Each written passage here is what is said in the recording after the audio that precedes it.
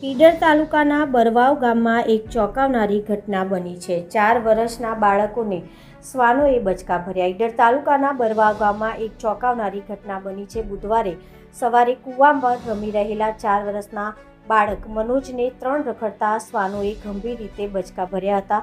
બાળકને તાત્કાલિક સારવાર માટે હોસ્પિટલ ખસેડવામાં આવ્યું છે। આ ઘટના બરવાવ ગામના લાલજીભાઈ ચૌધરીના કૂવા પર બની હતી। ઘઉંની સિઝન હોવાથી સુનિલભાઈ નામના ખેત મજૂર ત્યાં મજૂરી કામ માટે આવ્યા હતા। સવારે આશરે 9 વાગ્યાના સુમારે સુનિલભાઈ ઘઉં વાંડી રહ્યા હતા ત્યારે અચાનક 3 રખડતા શ્વાનો ત્યાં આવી પહોંચ્યા હતા। શ્વાનોએ કૂવા પર રમી રહેલા સુનિલભાઈના 4 વર્ષના પુત્ર મનોજ પર હુમલો કર્યો હતો। તેમને માથા અને પગ સહિતના શરીરના અનેક ભાગો પર બચકા ભર્યા હતા।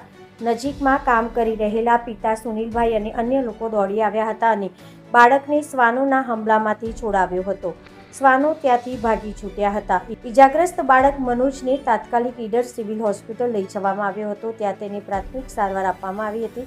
જોકે શ્વાનોના બચકા ગંભીર હોવાથી વધુ સારવાર માટે તેને હિંમતનગરની હોસ્પિટલમાં રિફર કરવામાં આવ્યો છે, જેમાં સિવિલ હોસ્પિટલના RMO દ્વારા પ્રતિક્રિયા આપવામાં આવી હતી।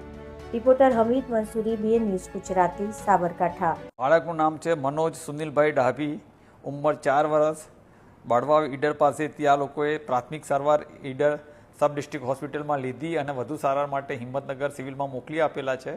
બાળકને શ્વાને ડૂચા ભરેલા છે શરીરમાં અલગ અલગ જગ્યાએ।